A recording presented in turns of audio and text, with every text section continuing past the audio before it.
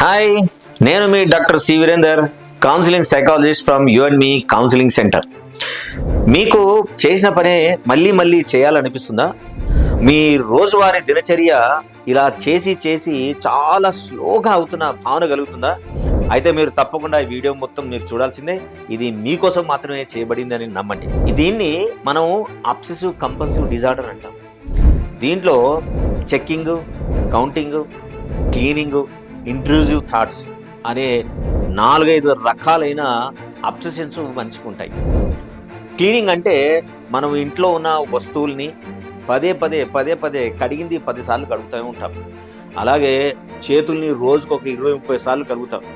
ఏదో డర్ట్ ఉందనే భావన, సరిగ్గా గడవకుంటే ఆ డర్టీనెస్ అంతా కూడా కడుపులోకి పోతుందేమో, నేను తింటుంటే అది అక్కడ కలిసిపోతుందో అని తెలియకుండానే ఒక భయం ఏర్పడుతుంది. ఏవో జమ్స్ ఉన్నాయని, లేదు ఏదో పురుగులు వస్తున్నాయని పదే మీకు అనిపిస్తుందంటే తప్పకుండా ఇది ఓసిడి లక్షణం అనుకోవాలి. కొందరు గ్యాస్ స్టవ్ని ఎన్నోసార్లు చెక్ చేస్తూ ఉంటారు. లేదు ఇంటి నుంచి బయటికి వెళ్ళాలైనా సరే వాళ్ళు తాళాలని వేసిన తర్వాత 10 సార్లు లాగి చూస్తూ ఉంటారు.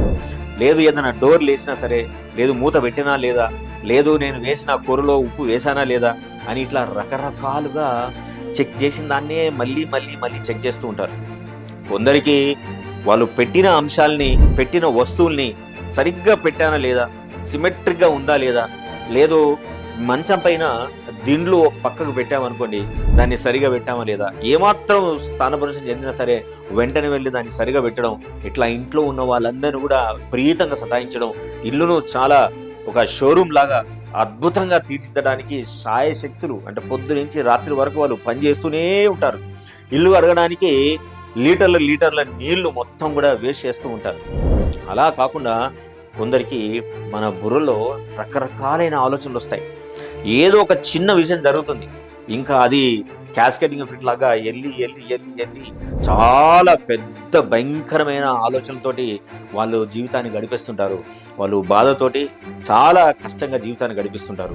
లేదు వస్తువులని సరైన పద్ధతిలో పెట్టకుంటే మన ఇంటి వాళ్ళకి ఏమైనా అవుతుందేమో అనిపిస్తుంది, లేదు నాకేదో ప్రమాదం అనిపిస్తుంది, లేదు పిల్లలు బయటికి వెళ్తే నేను కనుక ఈ వస్తువును సరిగ్గా పెట్టిన చోట పెట్టకుండా సరిగ్గా పెట్టకుంటే వాళ్ళకి ఏదో యాక్సిడెంట్ జరుగుతుంది, లేకుంటే వాళ్ళకి ఏదో ప్రమాదం జరుగుతుంది, లేకుంటే తల్లిదండ్రులు చచ్చిపోతారు, మనకు కావాల్సిన వాళ్ళందరికీ ఏదో నష్టం జరుగుతుంది అని ఒక ఆలోచన మనని స్థిమితంగా ఉండనియదు, మన చుట్టుపక్కల ఉన్న వాళ్ళందరూ కూడా స్థిమితంగా ఉండనియదు.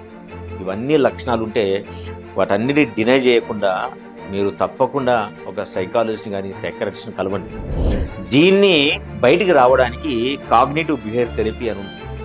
దాంతోపాటు మనం మెడికేషన్ అవసరమైతే యూజ్ చేస్తే మీరు తప్పకుండా ఇలా శిక్షతో కూడిన జీవితాన్ని కాకుండా చాలా హాయి అయిన ప్రశాంతమైన జీవితాన్ని నడపడానికి 100% ఛాన్సెస్ ఉన్నాయి. మీలో, మీ ఇంట్లో, మీ చుట్టుపక్కల వాళ్ళు, మీ స్నేహితులు ఎవరికైనా సరే ఇట్లాంటి ఓసిడి లక్షణాలు ఉన్నాయనంటే దాన్ని ఏదో జోక్ లాగానో ఫన్ లాగానో కొట్టేసి ఊరుకోకుండా వాళ్ళకి దయచేసి ఒక గైడెన్స్ ఇవ్వండి. మీరు తప్పకుండా ప్రొఫెషనల్ కలవాలని చెప్పండి. కలిస్తే తప్ప వాళ్ళ జీవితం బాగుండదు.